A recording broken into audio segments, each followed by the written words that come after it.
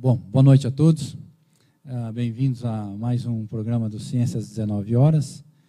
Como vocês sabem, é um ciclo de palestras de divulgação científica que ocorre todo mês, de março a junho e de agosto a novembro, né? Essas palestras são gravadas, nós disponibilizamos o DVD na biblioteca do Instituto de Física de São Carlos. E agora nós temos todos os vídeos disponíveis no servidor. A página desse servidor de vídeos é o www.ifisc.usp.br, que é a página do Instituto, /ciência19h. Okay? Então é www.ifisc.usp.br /ciência19h. Okay? E, bom, hoje é um dia especial. Nós estamos fazendo essa palestra em parceria com o workshop, do 14º workshop da pós-graduação do Instituto de Física aqui de São Carlos. E também especial porque é o professor José Fernando Pérez. Ele é o diretor-presidente da Recepta Biofarma, que ele vai contar para a gente em detalhes o que é. Bom, o professor Pérez, ele é um engenheiro eletrônico, mas também físico. Ele é formado em física e engenharia eletrônica pela USP. Depois ele fez mestrado e doutorado. Ele fez o mestrado na USP e o doutorado na Escola Politécnica de Zurique, na Suíça. E ele é professor também titular da USP. Foi físico teórico há muito tempo, muitos conhecem. E ele foi diretor científico da FAPESP de 93 a 2005. Né? Acho que todos conhecem esse período. Inclusive, ele é responsável pelo projeto Genoma aqui no estado de São Paulo, que qualificou os laboratórios desse estado em genômica. Okay? Inclusive, ele talvez fale um pouco mais sobre isso também. Né? E ele é membro da Academia Brasileira de Ciências e também da Third World Academy of Science. E ele tem alguns prêmios, eu vou mencionar os dois mais importantes aqui, que ele é comendador de mérito científico do Ministério da Ciência e Tecnologia, isso foi em 98, e a Gran Cruz da Ordem Nacional do Mérito Científico. Okay? Vai agora. Então, é um prazer. Temos aqui o professor José Fernando Pérez. Bem, muito obrigado pelo convite, é um prazer estar aqui em São Carlos. Eu costumava vir aqui mais como físico, certo? Tinha colaborações científicas com vários pesquisadores aqui no Instituto de Física, um centro de excelência. Então, é um prazer muito grande voltar aqui. Depois eu visitei muitas vezes, nos meus 12 anos de FAPESP, eu visitei muitas vezes aqui para acompanhar os vários projetos, as lideranças científicas. Estou vendo aqui muitos alunos, é um privilégio muito grande de ser alunos desse instituto, que é um centro de excelência, para o qual eu tenho uma profunda admiração. Às vezes a gente passa pela universidade e não percebe a qualidade do ambiente em que a gente está. Esse é um dos riscos, certo?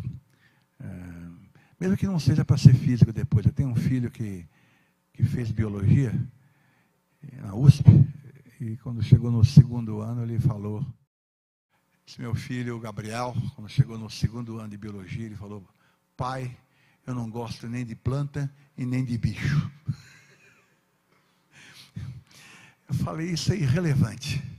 Cada dia menos relevante qual é o diploma que você tem estampado na sua testa. O que é relevante é a sua formação geral. E aproveite o ambiente da USP no que ele tem para dar para você. E ele aproveitou. Ele fez uma iniciação científica num ambiente muito bom, com o professor Fernando Reinach, um dos bioquímicos brilhantes. Foi a pessoa que me deu a grande ideia de fazer o projeto Genoma. E eles faziam um projeto muito bonito. Eles iam lá no Parque das Emas, em Goiás, pegavam os vagalumes, extraíam o gene da luciferase, clonavam esse gene em bactérias. As bactérias ascendiam numa frequência diferente. Publicaram um paper no Journal of Bioluminescence. Ele falou, pai, isso aqui foi muito bonito, mas eu não vou ser um pesquisador de bancada. Eu falei, é irrelevante, continua o curso. Ele queria fazer vestibular para GV, eu gosto de gente, eu não quero ficar aqui. Eu falei, não interessa. Isso é difícil dar um conselho desse para filho, porque você sabe que filho depois que cobra o resto da vida por um conselho errado desse. Em geral a gente erra, a gente sabe disso. Mas eu insisti, ele acreditou, fiquei preocupado com isso. Mas ele acreditou, terminou o curso. Mas daí ele fez um estágio numa ONG muito interessante, chamada Endeavor. É uma ONG que estimula o empreendedorismo inovador. E aí ele se descobriu, ele adorava aquilo ali e tal, virou um chato, só falava de empresa, de administração, de lucro, de não sei o que e tal. Olha, ele estava feliz na vida. Quando ele fazia o curso de biologia, estava lá meia boca, muito tempo no sofá da sala, aquela coisa. Então, vocês sabem como é que é isso. Mas ele se motivou, ele se descobriu. E ele ficou lá 4 anos, depois ele decidiu, eu preciso agora de uma validação acadêmica dessa minha experiência na Endeavor, que valeu por um curso de administração na prática. Ele aprendeu a avaliar empresas, acompanhar empresas, a estudar modelos de negócios. Aí ele falou, vou fazer um MBA no MIT. Só que ele não sabia matemática, certo? Ele queria aprender um pouco de matemática para fazer o teste do GMAT. E passou brilhantemente e tal, e foi aceito no MIT.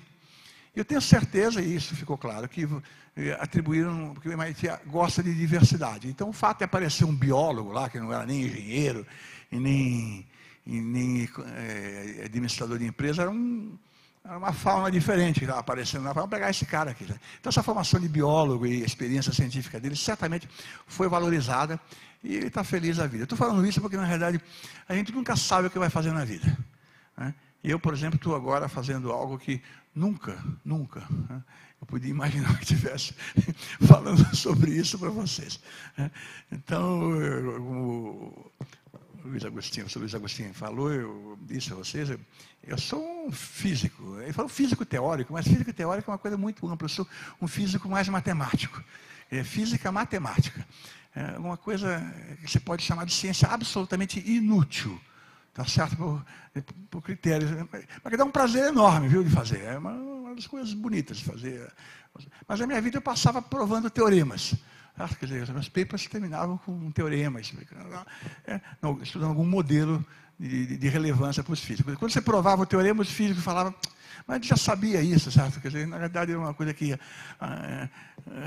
ia atrás do conhecimento que os físicos sempre alegam ter, certo? Os físicos têm uma certa arrogância aqui, saudável, eu diria, certo? Mas é importante que tenham. Então, eu passei minha vida assim, ganhei minha vida com isso, certo? Até que aconteceu um acidente na minha vida, que foi eu ir aterrissar na diretoria científica da FAPESP. Vocês conhecem a FAPESP. Eu posso garantir para vocês que ser diretor científico da FAPESP é uma das experiências mais fascinantes que uma pessoa pode ter. É uma responsabilidade brutal, porque você sabe que é 1% da receita tributária do Estado. Quando eu estudava no Colégio Marista, nem existe mais Colégio Marista hoje em dia, na sala de aula tinha em cima da cadeira do professor, tinha um triângulo enorme, com um olho ameaçador, escrito embaixo, Deus me vê. Até hoje eu tenho pesadelos de imaginar aquele olho, sabe? O fato é que eu, quando eu estava na FAPESP, eu pensava assim, o contribuinte me vê. O que a gente faz com 1%? Como é que a gente faz a diferença com 1% da receita tributária do Estado?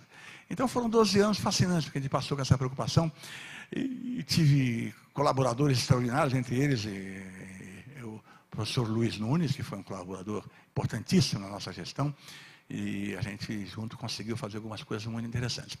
E eu fiquei envolvido, estou contando isso, eu preciso explicar como é que eu vim parar aqui, senão fica um pouco... E na FAPESP a gente ficou envolvido com 2 coisas que têm tudo a ver com essa experiência atual. Primeiro foi a questão do projeto Genoma. Vocês não sabem, mas há 10 anos atrás foi um sucesso extraordinário. Aliás, o sucesso foi tão grande que a Nature, no mês de julho, tem um editorial da Nature, eu convido vocês a olharem, não sei se vocês chegaram a ver, tem um editorial da Nature de julho de 2010, celebrando 10 anos desse projeto Genoma. Que é um projeto que foi feito a despeito das lideranças científicas da área biológica mais importantes, que não gostavam da ideia.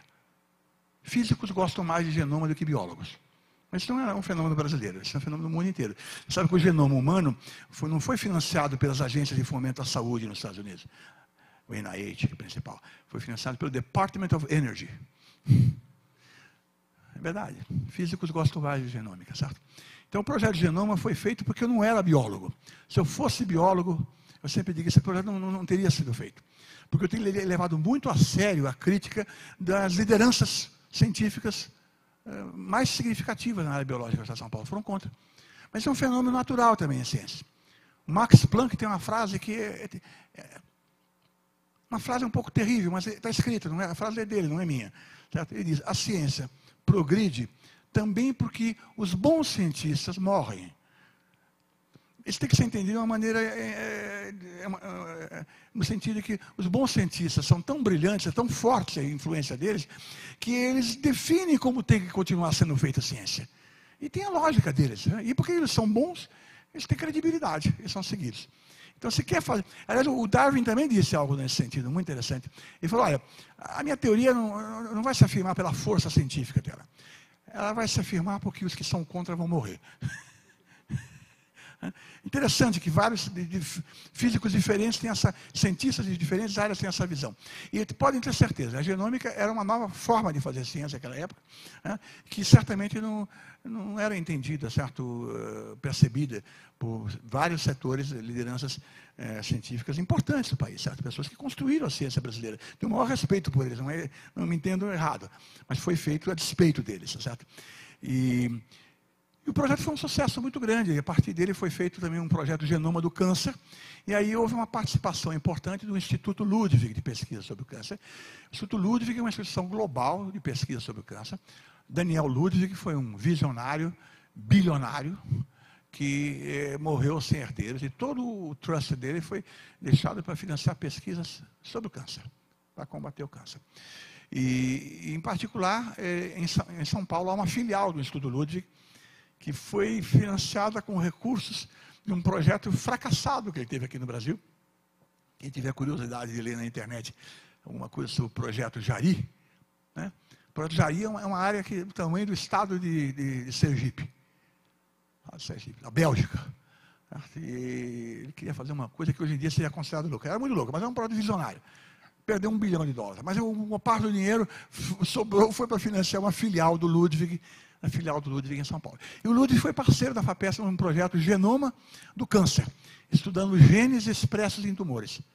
Aí foi um projeto muito bem sucedido. Em um certo momento, o Brasil era o segundo país do mundo em depósito sobre informações de genes humanos nos bancos públicos. Só atrás dos Estados Unidos.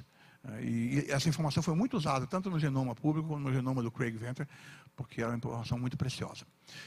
Então, essa questão da biotecnologia estava presente lá no nosso dia a dia, certo? Foram feitos projetos de genoma do boi, genoma da cana, genoma do eucalipto, né? Porque foi criada uma rede, um instituto virtual, que era a rede chamada Rede Onça, que cuidava de genômica, certo?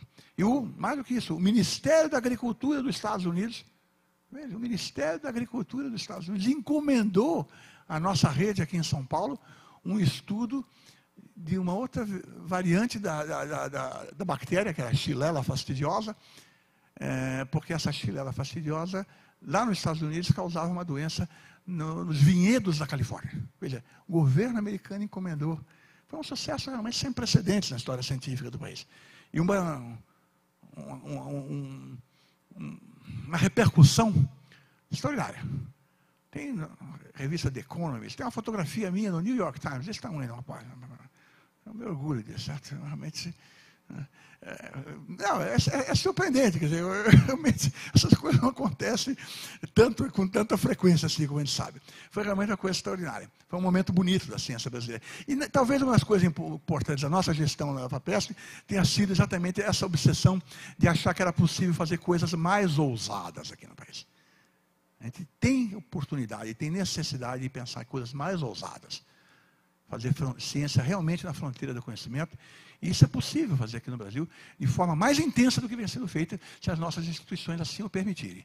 E realmente estabelecerem modelos de governança modernos, não os que nós temos atualmente. Bom, eu não vou falar sobre universidade, porque não é... Mas hoje em dia eu posso falar, porque eu não tenho que ser politicamente correto, mas então eu posso fazer comentários assim, ainda que ano passando, sobre essa questão da governança acadêmica. Outra componente da nossa passagem pela FAPESP, que foi muito importante, foi a questão de desenvolvimento tecnológico. A FAPESP, vocês sabem, recebe 1% de todos os impostos que vocês recolhem do Estado. 1%. É muito dinheiro. Mas era 0,5%. E em 1989, foi redefinida a missão da FAPESP. Ela passou a ser responsável também pelo desenvolvimento tecnológico. E quando nós chegamos à FAPESP em 93, nada havia sido feito. Literalmente nada havia sido feito. E nós então criamos alguns programas, programas de parcerias com universidade e empresa, o PIT, foi criado em 1995. Foi um parto fazer isso. Porque o diretor científico anterior, o professor Fava, numa reunião de físicos em Caxambu, ele quase foi linchado quando falou que a FAPESP estava pensando vagamente em fazer um programa de parceria com a empresa. Bom, não vou comentar mais. O fato é que nada aconteceu até 93. Tá certo? E quando nós entramos com uma mensagem clara. E talvez tenha sido essa a razão pela qual nós chegamos à diretoria científica, porque nós fomos com uma mensagem muito clara de como atender esse preceito constitucional. E criar inicialmente o programa de parceria universidade e empresa. E como eu era físico-matemático, não havia nenhuma percepção de conflito de interesse. Quer dizer, ninguém podia dizer que eu estava propondo um programa de parceria universidade e empresa, porque isso ia beneficiar a mim diretamente, porque eu ia ter muitas empresas querendo fazer parceria comigo, ou porque uma empresa minha ia ser beneficiada do programa. Hoje em dia eu beneficio de todos os programas, sabe? Mas naquela época isso aí não estava na ordem do dia. Isso ajudou muito, porque desarmava muito os espíritos, a gente dizia, não, era uma defesa conceitual desse programa, era totalmente conceitual. Nós acreditávamos que isso era importante, sabíamos que isso era importante, que tinha que ser feito. E fizemos. Também criamos um programa ainda mais ousado, que foi o programa de pequenas empresas, o PIP. O PIP também teve uma resistência brutal, de pequenas empresas. Quando foi lançado, ia para ser lançado, o meu conselho na FAPESP dizia, isso não é coisa de país nossa, isso é coisa de país grande, país desenvolvido, isso não vai dar certo aqui, certo? Essa síndrome da baixa autoestima, certo? Que é tão disseminado, que ainda está disseminado, que as coisas não podem dar certo aqui dentro. E o PIP está aí, certo? Pelas contas recentes que me foram informadas pelo atual diretor científico, o Sr. Brito, é que se você pegar desde o começo até hoje, é da ordem de 2 empresas novas por semana sendo financiadas no PIP. E o programa foi copiado, o Ministério de Ciência e Tecnologia copiou. Houve uma mudança no ambiente cultural do país. Bom, então agora eu vou falar um pouco sobre... E o que aconteceu foi que em 2004, eu ainda estava na FAPESP, eu fiz uma visita ao Instituto Ludwig, a Nova York, que é a sede do Instituto Ludwig. E lá eu descobri que estavam mudando um modelo operacional deles. Estavam querendo concentrar as pesquisas deles mais na parte mais básica, até por razões financeiras, e queriam estimular a formação de pequenas empresas que fizessem a ponte entre a pesquisa deles acadêmica e a indústria farmacêutica. Empresas de biotecnologia, que existem muito nos Estados Unidos, que fazem essa ponte, que não são empresas farmacêuticas. São empresas que fazem essa ponte, pegam o produto a partir de testes clínicos, pré-clínicos em animais ou in vitro, e depois começam a levar para testes clínicos em humanos e chegar para fazer o produto, chegar à indústria farmacêutica. Quando eu soube disso, eu fiquei fascinado. Eu falei, poxa, mas tinha que ter uma empresa dessas no Brasil. Ele falou, nós até queremos ter uma empresa dessas no Brasil, mas nós precisamos de alguém para tocar o projeto lá. Você estaria interessado? Eu falei, não, eu estou na FAPESP. Tinha 1 ano e meio de mandato, 2 anos de mandato, quase 2 anos de mandato ainda pela frente. Eu falei, mas você não consideraria? Eu não sou nem médico nem biólogo. Eu tenho um filho médico e um filho biólogo. Mas um biólogo mais ou menos, como já contei a história dele. Mas genética não vai ao contrário ainda, certo? Não, mas você terá credibilidade, você vai conseguir arranjar investidores, você vai conseguir identificar as competências que tem que ser colocadas, eu fiquei fascinado, até mesmo porque esse era o momento de mostrar que dava para acreditar, botar a vida mesmo, certo? Não mandar os outros fazer as coisas ousadas, se colocar na reta do tiro ali, certo? É comigo mesmo, certo? Bom, eu aceitei esse desafio, renunciei à diretoria científica da FAPESP, dei tempo para que a FAPESP escolhesse o novo diretor científico, que aconteceu, na realidade o novo diretor científico só tomou posse em abril de 2005, mas nesse meio tempo fiquei me preparando. E eu realmente, então deixa eu explicar o que é a Recepta Biofarma. Essa talvez seja a minha maior contribuição, tenha sido o nome da empresa, certo? Porque receptores têm um papel importante. Veja, para um físico é muito fácil entender genômica. Genômica é fácil. Agora, imunologia sai de baixo. É impossível. Certo? É difícil. É muito chato ler um livro de imunologia. Mas, felizmente, existe a Wikipedia, existe o Google, certo? E existem sites aí com maravilhosos cursos. Eu passei um teste que eu fiz aí na Universidade da Arizona, tem uns testes de imunologia, de anticorpos. Então, na realidade, o que é a Recepta? Só para vocês entenderem um pouco o que faz a Recepta. Deixa eu ver aqui, onde é que está o page down, acho que é aqui. A Recepta é uma empresa de biotecnologia, que... Não, está aqui, tem tudo aqui. A Recepta é uma empresa de biotecnologia que faz atividades de pesquisa e desenvolvimento de anticorpos monoclonais. E são novos fármacos, são terapias direcionadas. Anticorpos funcionam basicamente da seguinte maneira: você tem um corpo estranho dentro do organismo, um certo organismo gera um anticorpo, o sistema imunológico gera um anticorpo que vai lá e marca a superfície desse corpo estranho, e aí o sistema imunológico é ativado para atacar esse corpo estranho. Esse é o mecanismo. Por alguma razão, que um tumor é um corpo estranho, e devia ser reconhecido como tal pelo sistema imunológico. O sistema imunológico, talvez por haver uma depressão imunológica, ou porque também é um corpo estranho muito parecido com as células do próprio organismo, certo? Não reconhece aquilo ali de forma eficiente e aquilo prolifera. Então, a ideia é você colocar a mão dentro do organismo, o anticorpo que o organismo não conseguiu produzir para atacar aquele alvo. Veja, o câncer, as pessoas não morrem do tumor primário. O tumor primário, em geral, é retirado por uma cirurgia. As pessoas morrem de metástase. Certo? E a metástase é formada porque são células do tumor original que migram via sistema linfático ou sistema circulatório, até mesmo por contato físico. Eles migram para outras partes do organismo e lá prolifera um novo tumor. Mas é um tumor que tem a mesma impressão digital do tumor original. Por isso que é chamado de metástase e não de um novo tumor. Então, em particular, os mesmos alvos que estavam presentes no tumor original estão lá. Então, essencialmente, se você consegue gerar anticorpos contra aqueles alvos que estavam no tumor original, ele sai procurando dentro do organismo, como se fosse um mecanismo de busca no computador, procure a palavra e colhe alguma coisa. Ele faz isso, ele sai procurando dentro do organismo onde tem aquele alvo que se liga, aquele antígeno que ele se liga. É um mecanismo tipo chave e fechadura. O anticorpo é a chave que sai à busca da fechadura onde ele se liga. É uma proteína. É uma molécula que não é produzida por síntese química. Certo? Você tem que ter um processo biotecnológico para gerar o anticorpo.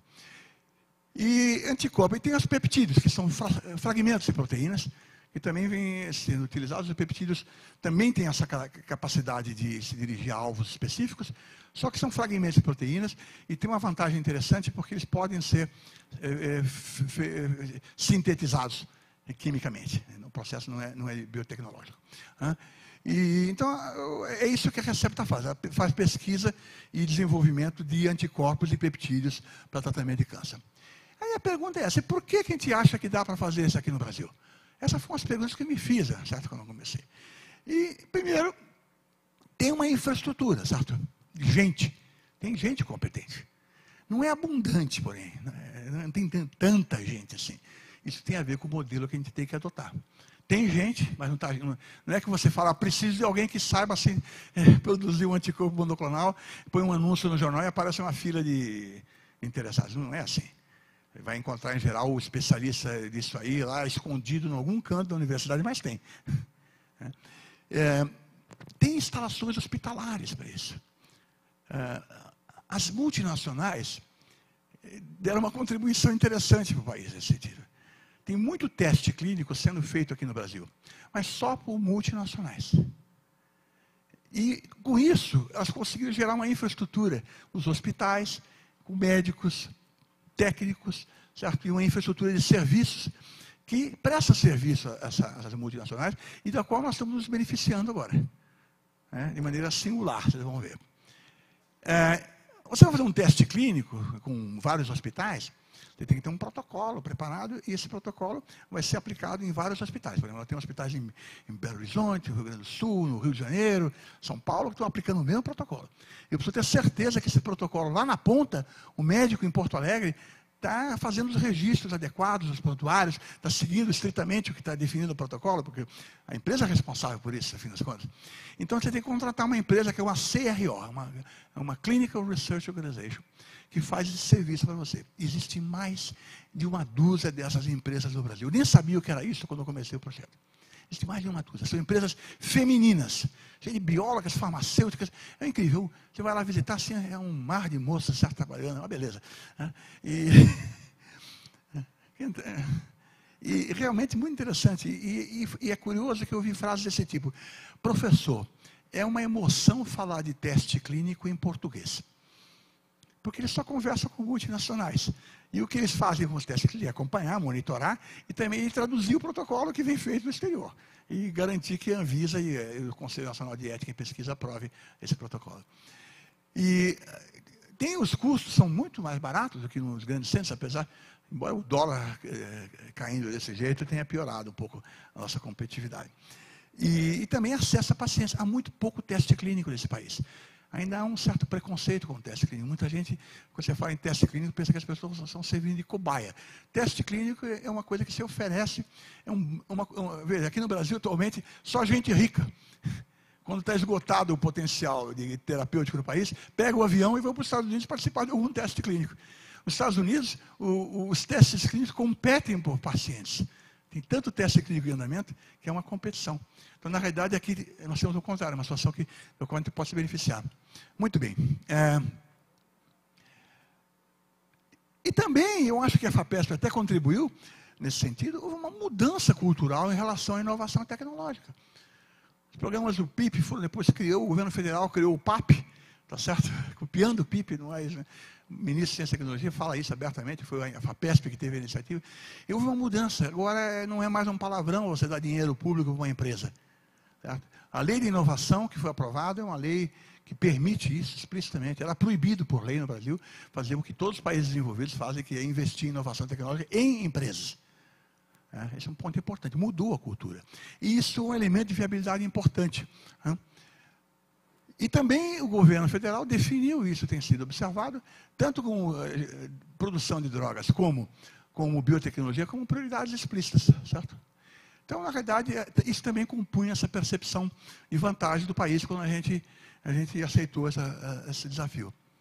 E também aí, quer dizer, existe investidor para isso. Se você tiver um projeto interessante, então, você consegue investidores para isso. Quando o Ludwig mencionou essa ideia para mim, a primeira coisa que eu fiz foi falar com um personagem curioso chamado Jovelino Mineiro. O Jovelino eu havia conhecido por causa do projeto Genoma do Boi. Ele é um produtor de gado bovino, tem empresa de embriões, de semi-bovino, e acredita em tecnologia, investiu no genoma do boi. E deu mais dinheiro que a FAPESP nesse projeto Genoma do Boi. E quando apareceu a ideia, a primeira pessoa que eu telefonei foi para ele, falou, está aparecendo esse negócio, o que você vai fazer? Com você eu vou nessa.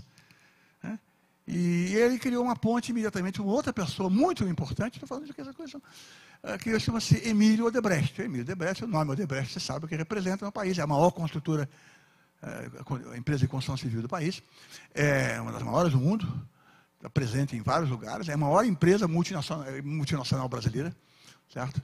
E é majoritária da Braskem, que é a quarta ou quinta empresa de petroquímica do mundo. Então, e o Emílio é uma figura fascinante. É um baiano, exuberante, simpático. Tive um almoço com ele você come bem, bebe bem. E aí, no fim do almoço, ele fala para você assim, professor. Quando alguém fala professor, você treme um pouco, porque tem uma certa carga. Eu vou estar com o senhor por 4 razões e nesta ordem. Primeiro, porque eu confio no senhor. Segundo, porque eu confio no seu parceiro com o Instituto Ludwig. Terceiro, porque é bom para o Brasil. Veja, as pessoas... Essa é uma categoria de pensamento que surpreende vindo de um empresário. Em quarto e último lugar, porque pode ser um bom negócio isso. Foi explícito. E realmente eu não escondi dele uma coisa interessante. Eu acho que tem um livro cuja leitura eu recomendo a vocês. Chama-se Science Business. Vocês estão em ciência, a gente tem que pensar em business, não é verdade? Vou fazer um parênteses aqui curioso. Eu uma vez veio aqui ao Brasil uma pesquisadora americana chamada Mildred Dresselhauser. Mildred Dresselhauser era uma senhorita, senhora, desculpe, de 73 anos de idade. Ela foi simplesmente a inventora dos nanotubos. Só isso. Era a diretora científica do DOE, que eu falei agora há pouco. E era professora no MIT. E numa entrevista na TV Cultura, estávamos conversando sobre essa questão da cultura de empreendedorismo nos Estados Unidos, e ela falou uma coisa interessante. Ela falou, no MIT, é muito frequente você ter bons alunos com dificuldade de terminar o curso.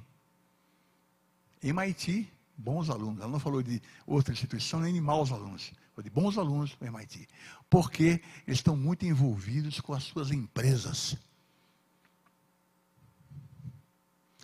Eu não vou fazer essa pergunta aqui, mas no dia seguinte, eu entrei em sala de aula no Instituto de Física, dando meu curso de Física Quântica, e contei isso. Perguntei, quantos de vocês pensaram ou tiveram um pesadelo de que estavam numa empresa? E quando eu fiz essa pergunta, as pessoas olharam para mim achando que tinha caído um ET ali, certo? Esse cara dá aula aí, não chateia com esse tipo de pergunta, né? Mas é a diferença cultural. Realmente ninguém tinha pensado isso. Não só não pensa como um desestímulo, acho que São Carlos é uma exceção. E vocês têm esse privilégio, certo? De estar num ambiente que estimula isso, certo? É muito importante isso para o país. E é uma opção diferente de ser só um físico de laboratório ou um físico de bancada, levar a ciência. Esse livro, Science Business, é interessante porque ele analisa o caso da biotecnologia voltada para a saúde humana, que tem tudo a ver com esse projeto. Mas é genérico, não é só para o caso da biotecnologia.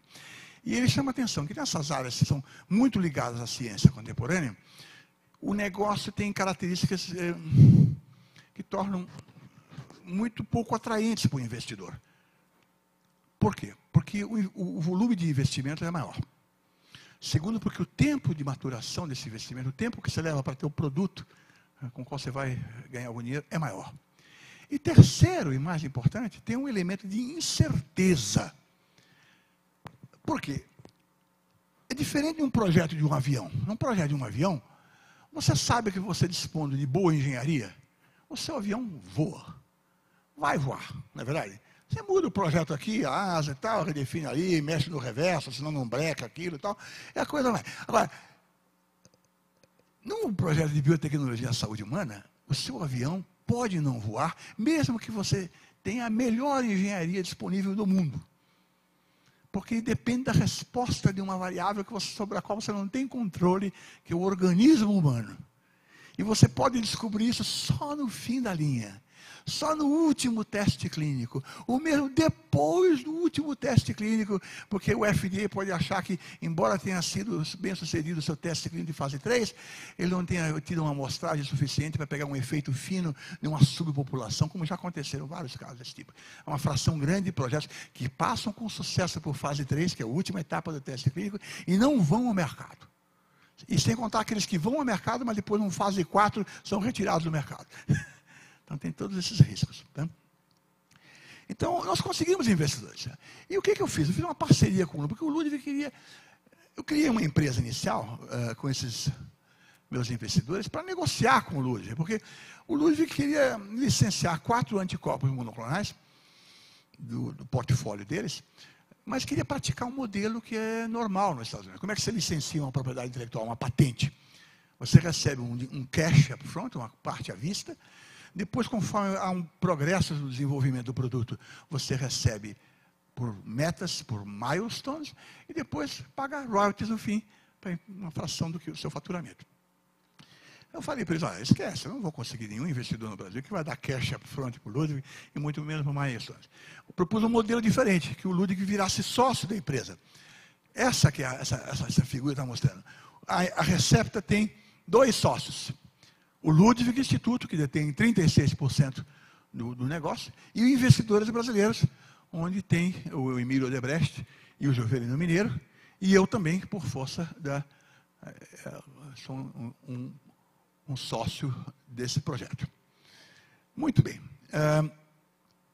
E o que eu convenci o Ludwig foi praticar um modelo diferente, o Ludwig ser sócio da empresa. Certo? Não pagamos nada. Ele deu os anticorpos, licenciou com exclusividade, licença internacional, para que a Recepta desenvolvesse esses anticorpos, e o Ludwig vai participar dos dividendos que porventura houver, se houver, né? Porque tem esse elemento inerente ao projeto, que é esse risco, tá? Muito grande. Né? E o que faz a Receptor? Nós estamos com 2 anticorpos que estão sendo desenvolvidos diretamente, dos 4 iniciais que foram licenciados.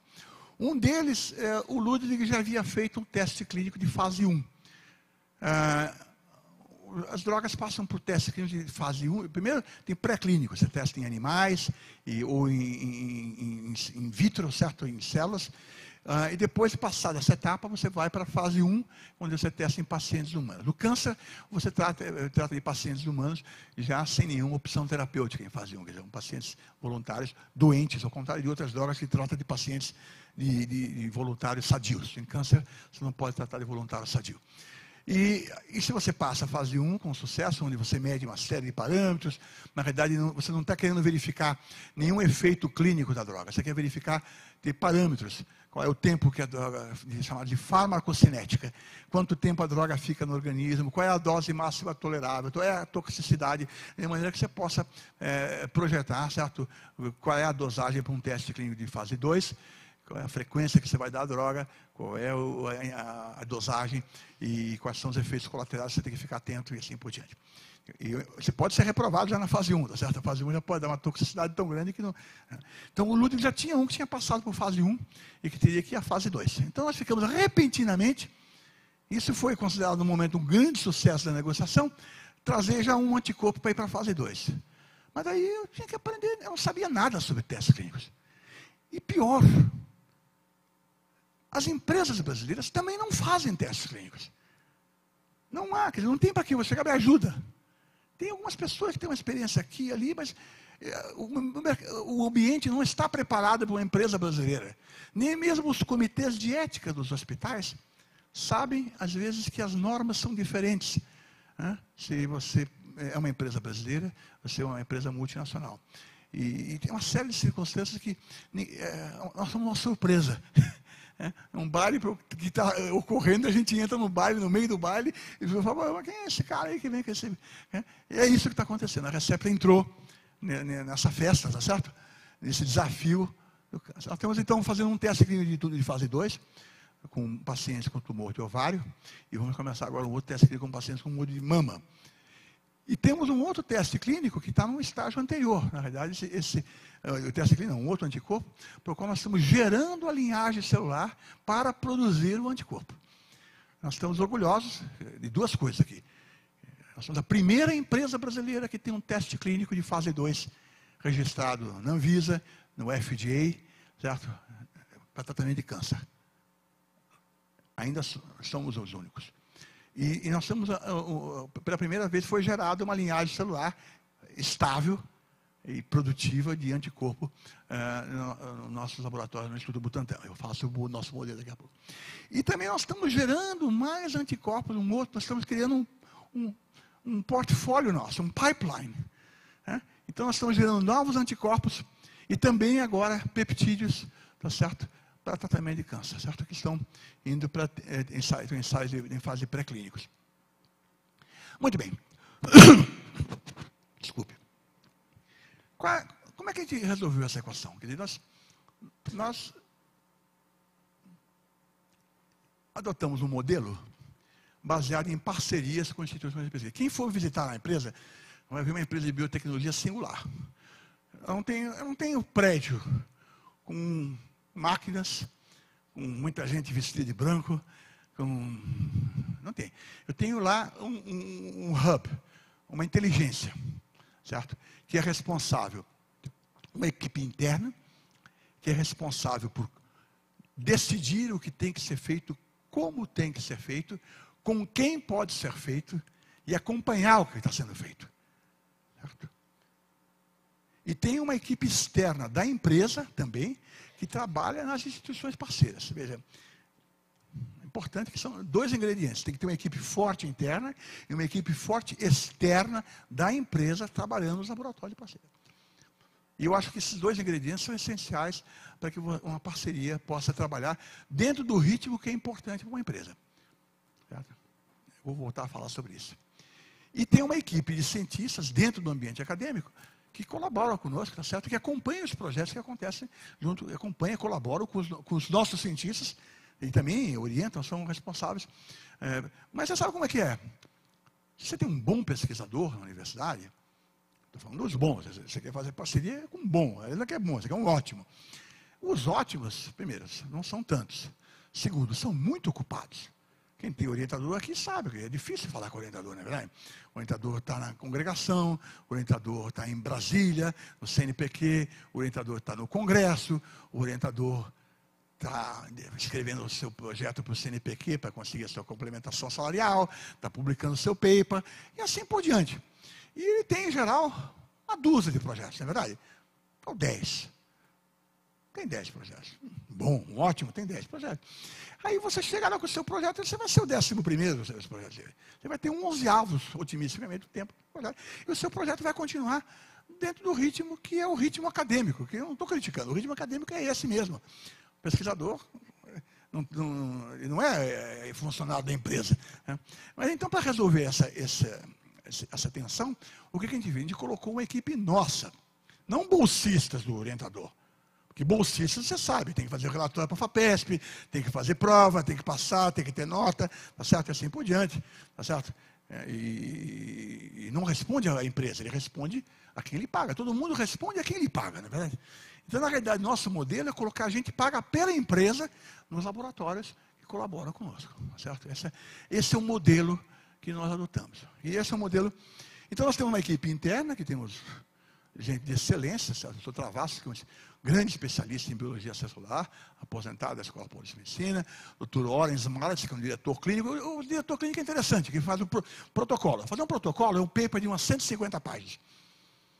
Tem que ter uma fundamentação científica, tem que ter uma especificação total de critérios de elegibilidade, de hipóteses que estão sendo testadas. É muito sofisticado. Eu não tinha ideia disso. A gente não tem ideia do que é isso, se não viu. Quem nunca viu não sabe o que é. Tá certo? E é muito difícil. Protocolos não são... As CROs que trabalhavam com protocolos feitos nas matrizes dessas empresas. Certo? Fazer um protocolo é uma competência que não existe no país e que a Recepta está ajudando a estimular. Então, eu cheguei para o meu filho mais velho, que é outro filho, que é um médico. O médico, eu falei para ele, olha, filho, eu preciso de um jovem, um oncologista brilhante, que entenda de eu só gosto de jovem, viu? Brilhante, que não só entenda de teste clínico, que tenha tido uma experiência real com o teste, e tenha capacidade para fazer e que esteja disposto a ganhar um pouco menos, né, trabalhando num projeto inovador. Meu filho olhou para mim e falou, esquece. Aí passou uns 5 minutos, ele voltou e falou, não, eu conheço um moço brilhante, Oren é um nome complicado, enfim, acho que está no Einstein, e ele é meu preceptor na Faculdade de Medicina. Veja a riqueza do ambiente da USP, é interessante. Ele é meu preceptor na Faculdade de Medicina, falava obsessivamente de testes clínicos, tem a experiência do Memorial, eu acho que ele é capaz de ser fascinado. E o Oren, de fato, se fascinou pelo projeto e está colaborando com a gente na preparação de protocolos. A doutora Carolina Tuma, ela é uma brasileira que trabalhava numa empresa chamada Inclone, nos Estados Unidos. Inclone faz anticorpos monoclonais. Tem experiência de 6 anos em Inclone.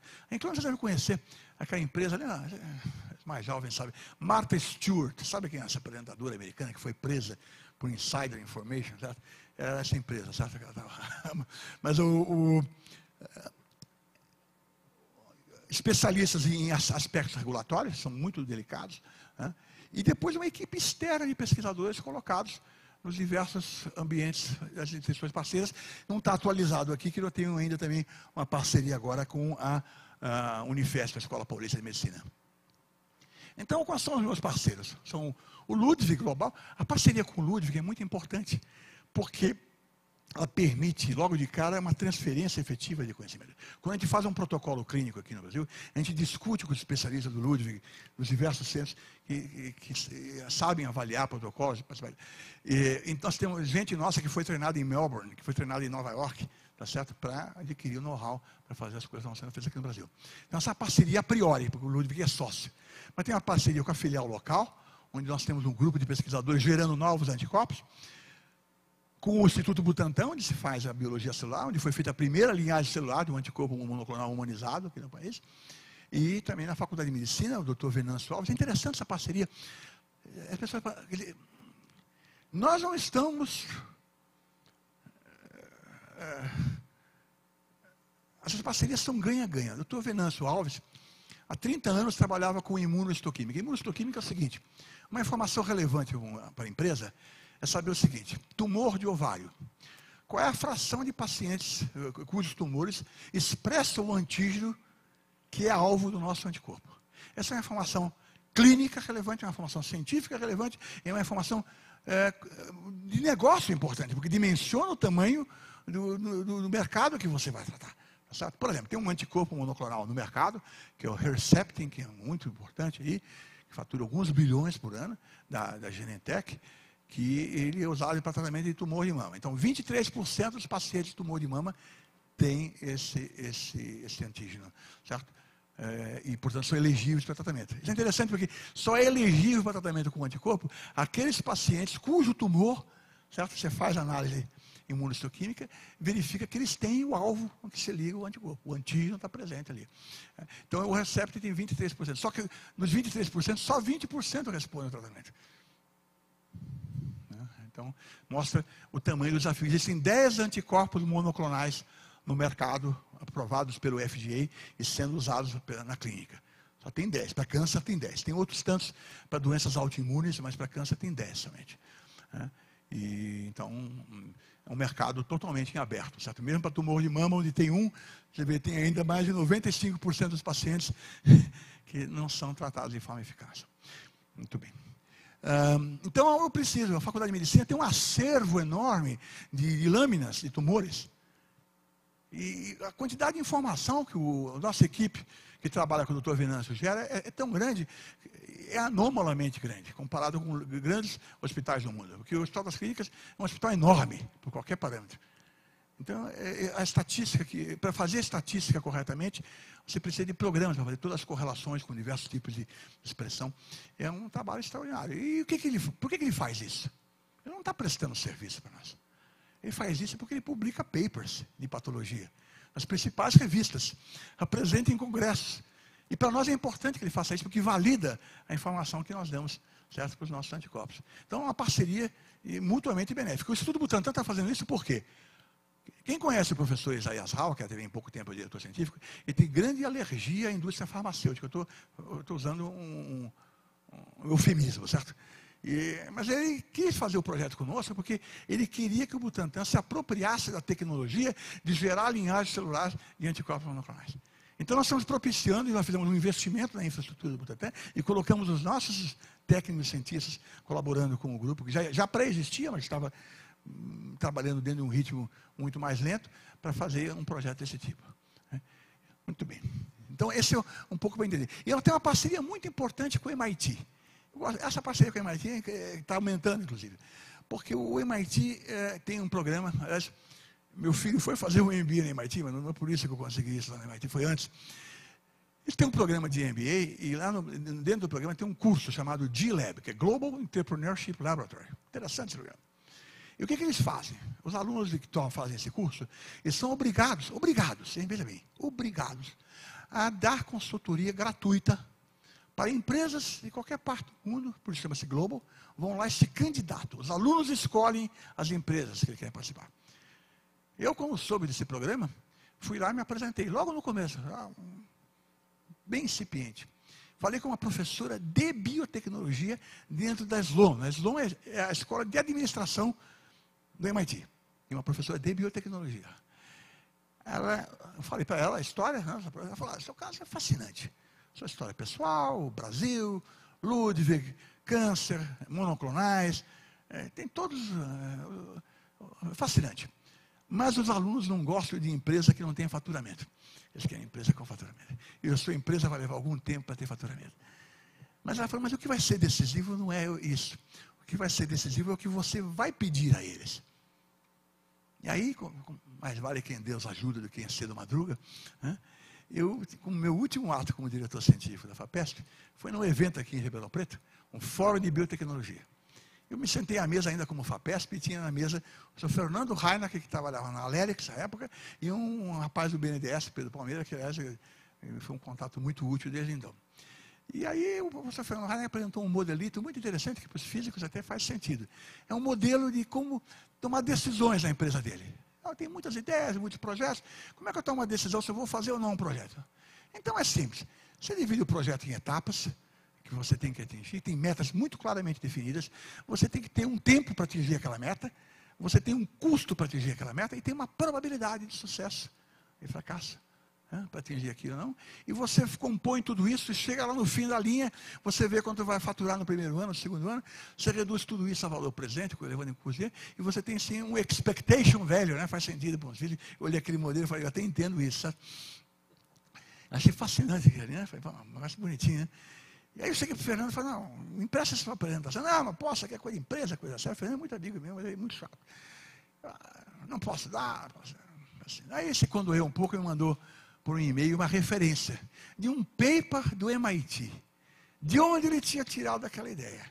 Só que o paper não era para o tipo de empresa dele, era para o meu tipo de empresa. Era um modelo feito em um programa chamado Program on Pharmaceutical Industry, para o desenvolvimento de drogas. Sendo que as probabilidades eram estipuladas ali, eram educadamente elaboradas, não que nem na empresa dele que tinha que ser chutada. Né? E o fato é o seguinte, eu cheguei para a professora Fiona Moore e falei, olha, o que eu quero é isso aqui. E botei o paper na frente dela. Ela olhou, eu falei, o que o senhor quer? Eu falei, eu quero que cada uma das minhas moléculas do meu portfólio sejam submetidas a esse valuation model. Ela olhou aqui e falou, o senhor vai ganhar. O senhor vai ganhar porque os alunos vão adorar poder fazer, porque valuation lá, métodos quantitativos, é um foco muito grande no MIT. Ao contrário das nossas escolas de administração, que tem muitas coisas conceituais, genéricas, teóricas, humanas, importantes e tal. Mas não, lá o foco é em métodos quantitativos. Então ela falou, os alunos vão adorar poder fazer valuation num caso concreto.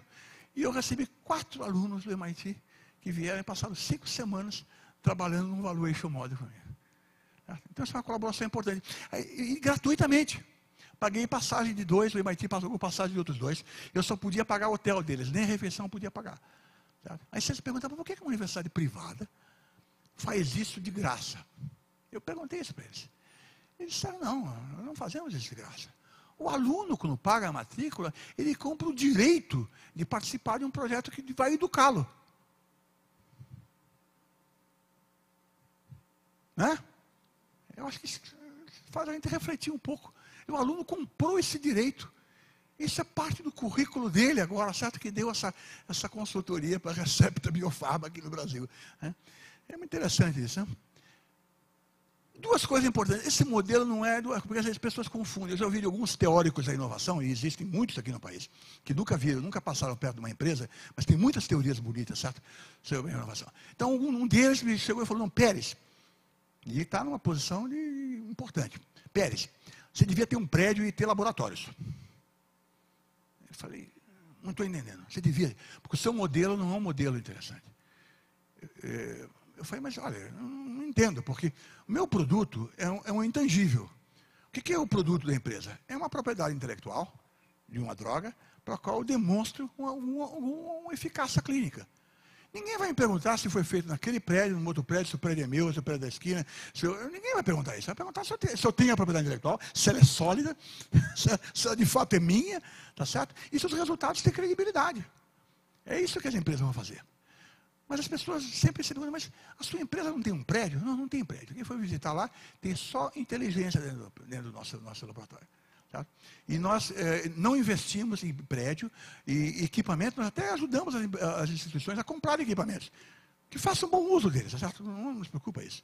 Não nos interessa ter posse de nada, a não ser da propriedade intelectual, para a qual a gente agregou valor com informação, com conteúdo. Isso é importante, você entender com isso. E não é terceirização da pesquisa, porque quem faz a pesquisa são os nossos pesquisadores, em colaboração com os... Então, não é terceirização. As pessoas, você está terceirizando a pesquisa. Não estou terceirizando. Aliás, fala isso com um pouco de um certo... pouco respeito, eu diria, certo? Para o modelo que vai. E outros dizem, não, então você está alocando o espaço físico. É locação de espaço. Não é locação. Não é locação porque, como eu falei, o professor Venâncio quer isso, porque isso é boa ciência para ele. O professor Isaías Rau quer isso porque é boa tecnologia para o Butantan fazer. Então, na realidade, não é locação. Há uma colaboração intensa, há uma apropriação de conhecimento, publicação de resultados. Então, é um modelo que... E veja, é o que é possível fazer aqui no Brasil. Porque, em compensação, todo o dinheiro que nós temos, e não é pouco que a gente investe, é colocado nas atividades fim do projeto. É um pouco parecido com o que a gente fez no Genoma. O Genoma não gastamos um tostão em prédio, gastamos dinheiro só em equipamento, computador e bolsas para os bolsistas trabalharem nos respectivos laboratórios. É um pouco... Muito bem. Bom, a gente está se beneficiando muito dos programas que existem, certo? Tudo que existe aí a gente vai lá lutar, certo?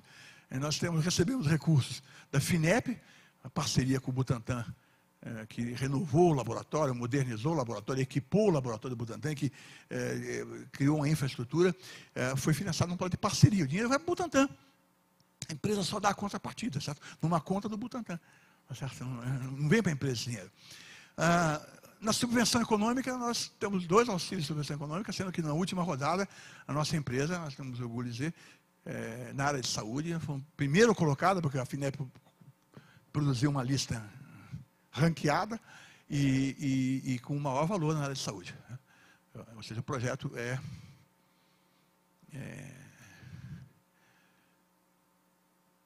no CNPq, nós temos auxílios RAI, nós temos um empréstimo da FINEP, com juros subsidiados, que não é dinheiro que tem que ser pago de volta, certo? Pelos investidores da empresa. Nós estamos nos beneficiando. Aí vem a minha história, quer dizer, o PIT que foi criado em 95, agora estou do outro lado do balcão, certo? Usando um PIT e também um PIP, que é da FAPESP. Então, na verdade, nós estamos realmente nos beneficiando dessa cultura. É um momento interessante no país, certo? Está havendo uma mudança cultural muito grande, certo? E que permite, nós temos um volume expressivo de recursos das agências. E nós temos uma coisa de quando se orgulha muito, que o CNPq, eu não coloquei isso aí, mas o CNPq e o Ministério da Saúde criaram uma rede de pesquisa clínica oncológica. Para criar essa cultura de pesquisa clínica no país, que não existe. Eu falei para vocês, mesmo médicos bem informados não sabem como é que é realizada a pesquisa clínica. E, então, eu queria criar essa rede. E eu, conversando com o Ministério da Saúde, eu falei, é muito interessante, mas vamos precisar de algumas coisas para fazer isso. Né? Você vai precisar, você vai precisar primeiro de uma droga. Uma droga para a qual você tem demonstrado cientificamente um potencial para o uso clínico. Segundo, você vai fazer uma rede que seja um teste clínico de fase 2. Porque o teste clínico de fase 1 você faz com um único hospital. Não precisa de uma rede de hospitais. Você precisa de uma droga, não só com potencial, mas ela tem que ter sido produzida, envasada, tá certo? De forma certificada, com qualidade para ser usada em pacientes humanos.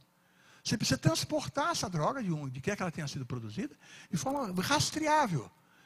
Por exemplo, nós tivemos que trazer o primeiro lote de anticorpos, nós tivemos que trazer da Austrália a menos 80 graus centígrados. É uma temperatura perversa. Não tem voo direto da Austrália para São Paulo. O Chile, que é uma rota possível, não permite que seja feito refill de gelo seco. Então você não podia. Aí nós descobrimos por sorte que existe uma empresa chamada World Courier, não estou fazendo propaganda, mas essa empresa é uma multinacional que presta serviço a multinacionais que fazem testes clínicos no Brasil. E eles trazem de qualquer lugar do mundo e põem em qualquer lugar a temperatura que for definida, estocam para você e distribuem para os hospitais conforme você tem necessidade de fazer na temperatura que você disser que tem que ser feita. E você pode controlar em tempo real qual é a temperatura que está a sua droga lá num depósito que eles têm na Via Anguera. Tá? Então, tem uma infraestrutura aqui, tem um mundo escondido aqui, que a gente não tem ideia de que existe. E, por sorte, nós descobrimos essa empresa, certo? Existem algumas outras, mas essa é a maior delas, certo?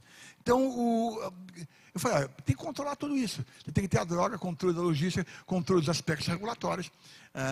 Você tem que saber contratar CROs. E aí o pessoal do Ministério da Saúde percebeu que essa rede não iria funcionar. Então, eles fizeram uma coisa absolutamente inovadora no Brasil. Eu acho que foi uma mudança cultural. Eles fizeram um edital convocando a formação desses centros de hospitais universitários para participar dessa rede, num projeto de parceria com a Recepta, em que a Recepta ia prover o anticorpo para a rede e ia dar o know-how de logística, de preparação e elaboração de protocolo e de aspectos regulatórios para fazer esse projeto. Esse projeto vai começar agora, é um protocolo para pacientes com tumor de mama.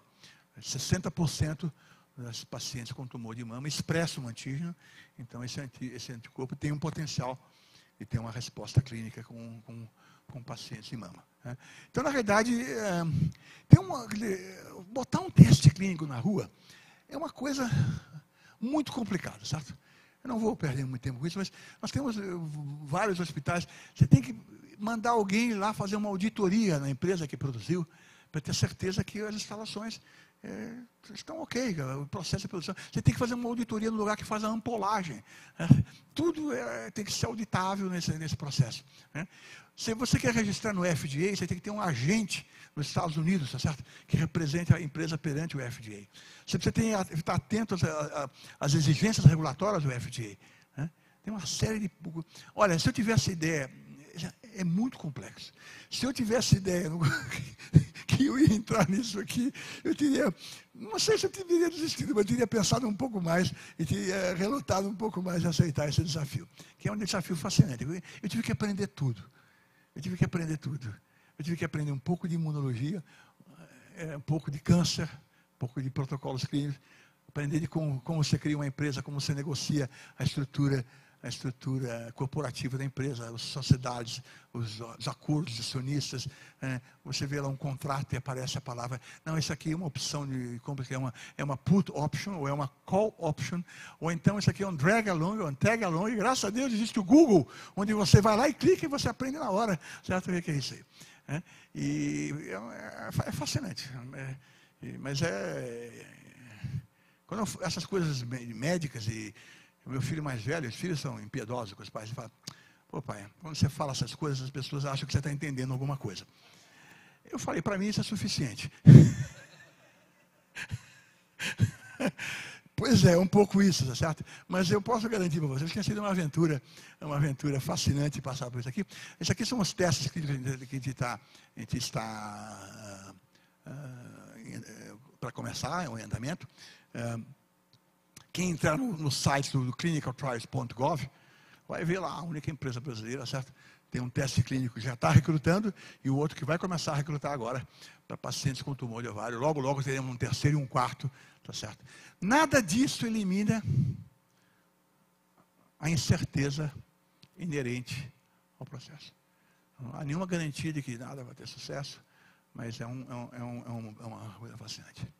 Então, basicamente, é essa aí um pouco dessa aventura que está sendo esse nosso projeto, que eu queria compartilhar com vocês hoje. Muito obrigado.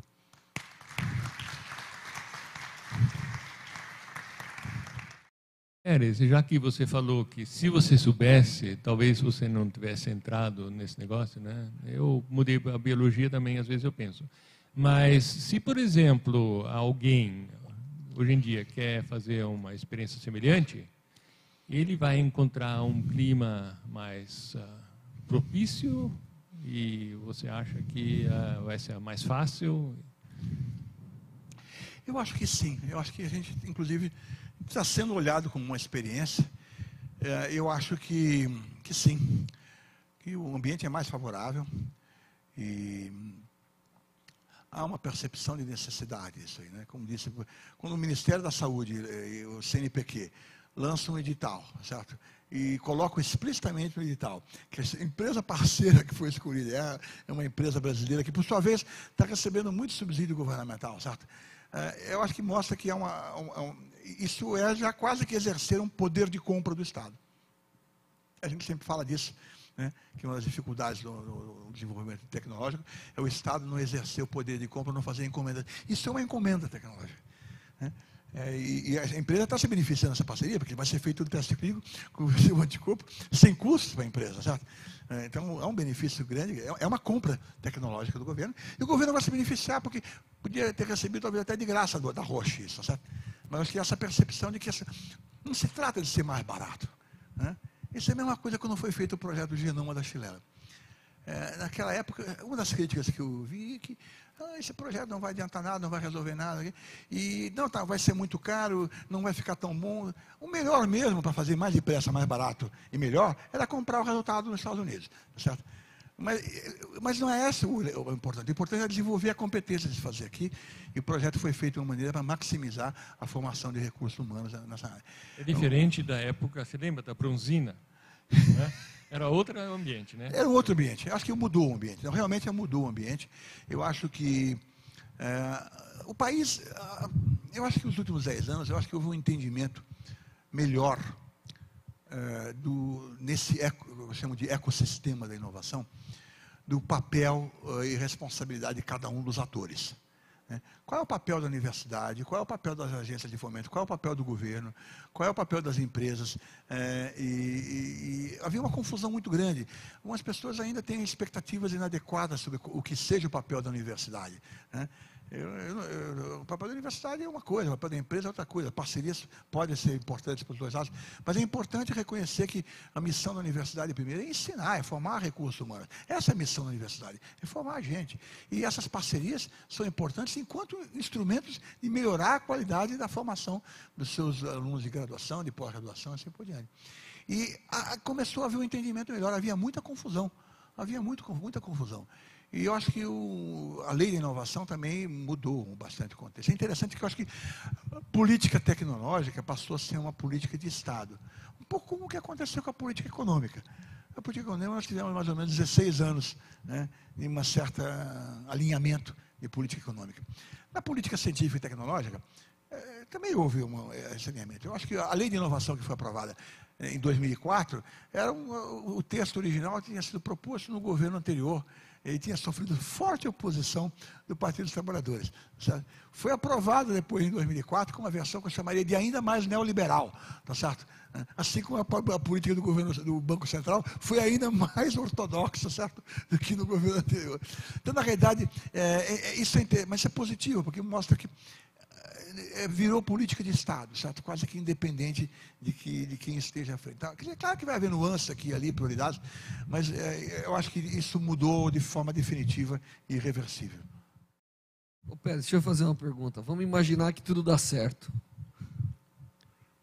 E aí, qual que é o próximo passo? Bom, primeiro que a minha alegria vai ser infinita, certo? Além da sua alegria, qual é o modelo que se usa, então, para comercializar isso? É uma multinacional? Uma boa pergunta. Essa é uma boa pergunta. Ótima pergunta. Bom, o nosso modelo de negócio é levar o produto até o fim de fase 2. Nós não faremos fase 3, porque a diferença de escala de custos é o seguinte. Fase 1 são alguns milhões de dólares, na ordem de menos de uma dezena, alguns milhões de dólares. Fase 2 é de algumas dezenas de milhões de dólares. Fase 3, eu estou falando já de quase uma centena de milhões de dólares. Sabe? Isso é coisa para gente grande, realmente. Então, em princípio, você pode imaginar, não, você só vai conseguir licenciar isso para uma multinacional. Né? Todavia, nós temos uma agenda nacional. E nós acreditamos fortemente, essa pergunta foi formulada pelo próprio BNDES. Porque eles têm essa preocupação e falam, não, a sua empresa pode ter sucesso, e aí vocês vão licenciar, vocês vão usar recursos subsidiados do governo. É legítima a pergunta. Vocês vão usar recursos subsidiados do governo e possivelmente vender a empresa para uma multinacional e haver o lucro, certo, de pessoas, de indivíduos, certo? As custas. Bom, essa é uma ótica um pouco torta, mas é legítimo olhar desse lado também, tá certo? Porque, na realidade, o importante é você criar esse processo de gerar inovação no país, é o mais central. Mas eu acho que é uma pergunta legítima. Eu acho que exatamente todos os subsídios que, porventura, tenham sido dados por uma empresa que venha a ser vendida de forma multinacional, até mesmo multinacional que não se dispõe, porque às vezes certas multinacionais compram para levar o projeto embora do país. Algumas podem vir para desenvolver o projeto no país. Mas se for para comprar para levar o projeto embora do país, eu acho que é uma perda séria. Aí, por exemplo, seria o caso de não ser aprovada a venda e as agências serem ressarcidas do subsídio que, porventura, tenham praticado, certo, com os recursos. Acho que isso é importante. Mas eu acho, agora eu vou dizer a minha experiência, eu acho que também está mudando o cenário brasileiro da indústria farmacêutica. Cada vez mais as indústrias farmacêuticas brasileiras estão pensando em ter linhas de produtos, frutos de pesquisa feita no país. Várias empresas têm conversado com a gente para eventuais parcerias que venham a ser estabelecidas, no sentido, e eu acredito mesmo, Porque eu sempre digo, BNDES, vocês têm que torcer pelo sucesso. Não pode ficar preocupado. O sucesso não pode ser uma preocupação. A preocupação deve ser um fracasso. Então, vocês precisam torcer pelo sucesso, se preparar para o sucesso, certo? E, eventualmente, financiar um empréstimo subsidiado, uma farmacêutica brasileira, tá certo? Para fazer a fase 3 do Brasil. Tá certo? Isso é possível fazer. Não é impossível. O BNDES, inclusive em biotecnologia, é interessante. O risco de drogas que têm sucesso em fase 2, de não passarem pela fase 3 com sucesso, é menor em biotecnologia do que no caso de moléculas sintetizadas quimicamente, pequenas moléculas. Eles têm estatísticas muito fortes nesse sentido. Então, na realidade, se tiver um bom resultado de fase 2, a probabilidade de sucesso é muito forte de ir para a fase 3 bem. Certo? Então, é muito atraente de você ter esses resultados fortes de fase 2. Mas eu devo dizer a você que eu não tenho resposta a essa pergunta ainda, a certo momento. Nós estamos concentrados em obter os resultados que a gente está se propondo a obter, mas nós estamos conversando com muitas empresas farmacêuticas brasileiras, tá certo, que têm demonstrado interesse crescente em alguma forma de parceria. E, aliás, isso é importante. Inclusive, porque câncer é uma coisa que é importante registrar isso. O câncer é uma doença cuja incidência aumenta com a longevidade da população. Já é a segunda causa morte no Brasil. Já passou as causas chamadas externas, né? Que é morte por violência, acidentes de trânsito. Né? O câncer já passou e está atrás da doença vascular. Nos Estados Unidos já passou as doenças vasculares. É a principal causa morte. Por quê? Porque as pessoas controlam o colesterol, controlam a hipertensão, controlam o diabetes, têm hábitos físicos e alimentares mais saudáveis. As pessoas vivem mais e aí o câncer, a probabilidade do câncer se desenvolver é maior. Por isso que começa a aumentar a incidência, não é um problema, na verdade é fruto de que as pessoas começam a viver mais, então a probabilidade das pessoas acabar desenvolvendo um tumor canceroso é maior. Então, esse é um problema certamente de SUS, não é só um problema do Brasil, não. O Reino Unido, por exemplo, não aprovou o uso do Avastin, que é o anticorpo monoclonal que mais vende no mundo, por causa de custos. Porque a medicina é socializada, lá é tudo SUS, não existe praticamente a medicina privada, e o custo é muito complicado. Eles têm 20 mil pacientes com tumor de cólon por ano, cada um deles vai ter um tratamento que custa 6 mil pounds, tá certo? Você vê quanto é que vai ficar o custo do tratamento para um sistema. Estou falando do Reino Unido. Então, num país como o Brasil, o tratamento do câncer será um problema de SUS e será um problema de balança comercial. Né? Então, é importante o Brasil desenvolver estratégias, certo, para se posicionar em relação a isso. Né? É muito importante. E eu acho que a empresa tem procurado ter uma agenda nacional, porque mesmo que a gente eventualmente venha negociar com a multinacional um licenciamento, a gente pode ter uma estratégia para saber qual será a estratégia dentro do país. Isso é possível fazer. E nós estamos muito cientes disso aí. Sem contar que um dos nossos acionistas, o Emílio Diabetes, propôs e foi aprovado que a empresa sempre será uma empresa aprovada no nosso estatuto e que nós sempre seremos uma empresa controlada por brasileiros. Certo? Tem essa visão nacionalista, realmente. Professor, obrigada pela excelente palestra. E você disse em algum momento que é cultural daqui do Brasil as universidades criarem seus pesquisadores para alimentar a própria universidade. Então, eu queria saber se você acha que é papel, ou poderia ser um papel dos programas de pós-graduação, dar um viés mais empresarial e menos universitário para os seus futuros pesquisadores. Sim, eu acho que sim, porque a cultura acadêmica nossa é muito inamistosa com relação ao empreendedorismo. Certo? É mais do que uma indiferença, é inamistosa, há uma certa relação de desconfiança com relação a dinheiro. Dinheiro é um palavrão dentro do nosso ambiente acadêmico, ainda continua sendo. Aqui menos, eu acho. Graças a Deus, acho que São Carlos é um ambiente que não vai muito nessa direção. Mas em São Paulo, na USP de São Paulo, aqui é um bunker, tá certo? Do atraso nesse sentido, certo? Terrível. Tá? Então, eu acho que sim, que é importante. Aliás, eu acho que as escolas de administração estão à margem. O MIT oferece consultorias fora do país. Eu recebi uma segunda consultoria no MIT, eu só falei da primeira, daquele mesmo programa, para que eles vieram aqui para preparar a empresa para as negociações com a indústria farmacêutica quando for o tempo. Quais são as best practices, quais são os modelos de negócio que você faz, e como é que você senta na mesa para negociar, tá certo? Porque você tem um valuation model, é interessante, porque você consegue com esse valuation model, a qualquer momento, dar qual é o expectation value do preço do seu produto, tá certo? Mas aí você fala, bom, vale isso. Eu negocio, o cara vem aqui comprar, é que nem o corretor fala, teu apartamento vale tanto, por quanto eu vou vender, qual é o preço? E qual é o espaço de negociação?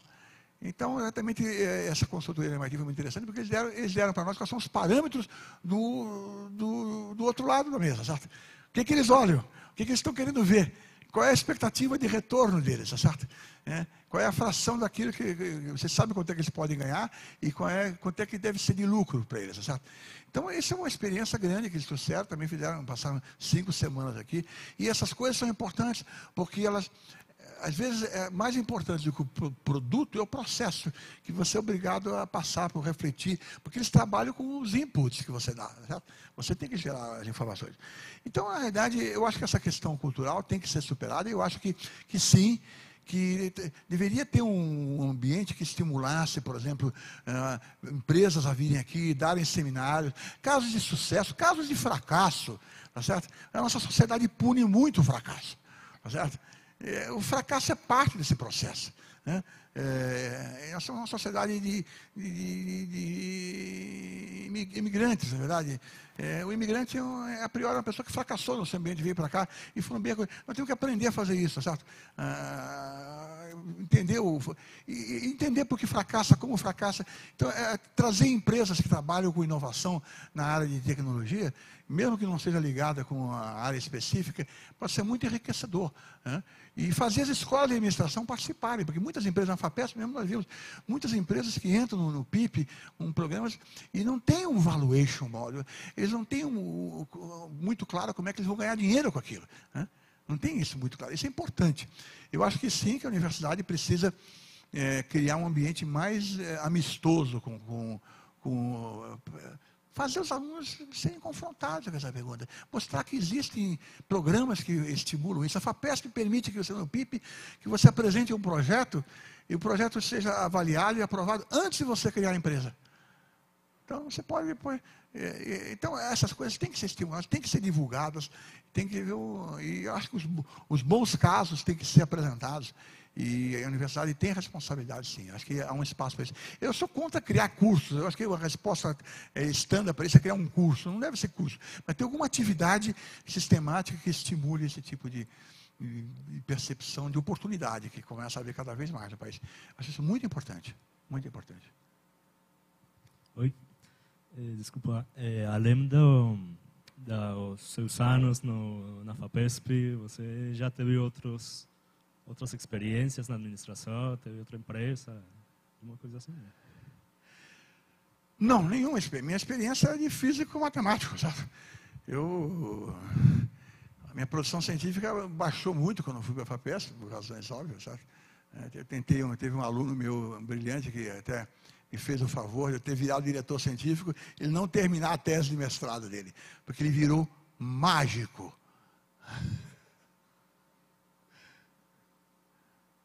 E atualmente ele ganha muito dinheiro com mágica. Eu estou falando isso não é à toa, porque isso mostra que... E ele atualmente... ele é mágico, ele está em Paris atualmente, trabalhando numa produção da ópera A Flauta Mágica, com o Peter Brook. Tá? Então, é um mágico de qualidade. Tá? E certamente o ambiente acadêmico fez bem a ele. Tá?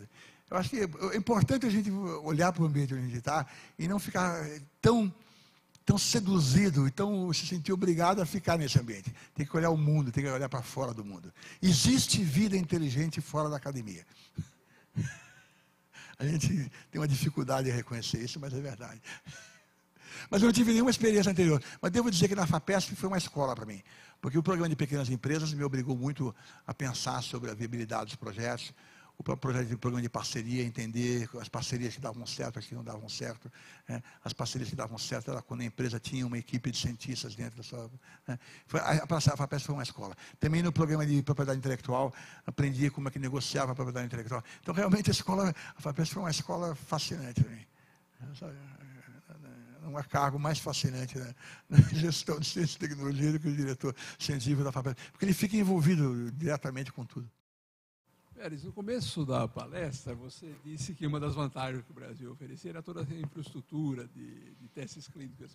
De fato, a Faculdade de Medicina vive por causa que existe testes clínicos. Tá? Mas ninguém tem familiaridade com fase 2.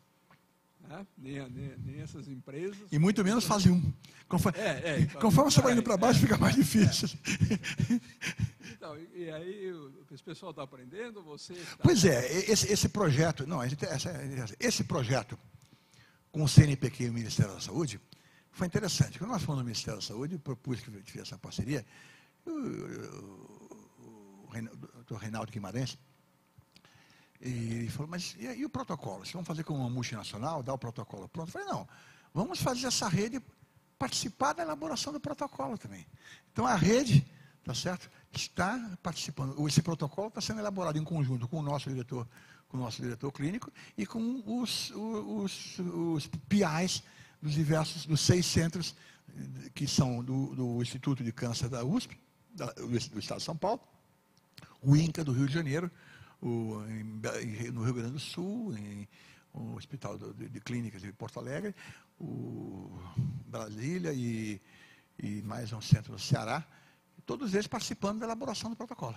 Esse é um fato novo, interessante. Que, na verdade, quer dizer, é interessante essa pergunta, porque eu fui à FINEP uma vez, eu fiz uma apresentação lá, e um dos diretores da FINEP, o Eduardo Costa, falou, Pérez, essa experiência precisa ser socializada. Esse programa aí, certo, com o Ministério da... Depois disso aconteceu essa parceria com o Ministério da Saúde e com o CNPq, e de alguma forma eu acho que a gente está dando essa contribuição também. E, na realidade, eu acho que uma das contribuições... quer dizer, o nosso projeto, além dos interesses específicos da empresa, ela tem uma série de externalidades interessantes que são atendidas, que trazem, abre no sentido da pergunta do Roland, pode estimular outras pessoas a pensar nisso aí. Alguma outra pergunta, comentário? Se não... Bom, então a gente agradece o professor Pérez. Eu quero agradecer, viu? Eu achei um prazer ver tanta gente jovem aqui. Eu gosto de falar para jovens, nada contra os meus amigos aqui, que são todos também muito jovens, né? Mas é uma delícia falar. Olha, eu, nos meus 12 anos de FAPESP, nos meus 12 anos, não falei que era velho, falei jovens. Lembra, na FAPESP nós temos um programa chamado Jovens Pesquisadores em Centros Emergentes. E nesse programa, nós nunca definimos a palavra jovem. Mas o que é jovem? Eu falei, jovem é uma coisa indefinível, alguma coisa que você, quando está na frente de você não tem dúvida de que é um jovem. Então, estou vendo uma plateia muito jovem aqui, muito para ler. Nos meus 12 anos de FAPESP, eu não parei de dar aula no curso de Física Quântica, de graduação. 2 vezes por semana, porque eu tenho esse prazer enorme realmente de estar junto com vocês e tentar compartilhar um pouco dessa experiência. Muito obrigado pela essa oportunidade. Muito obrigado, então. Obrigado.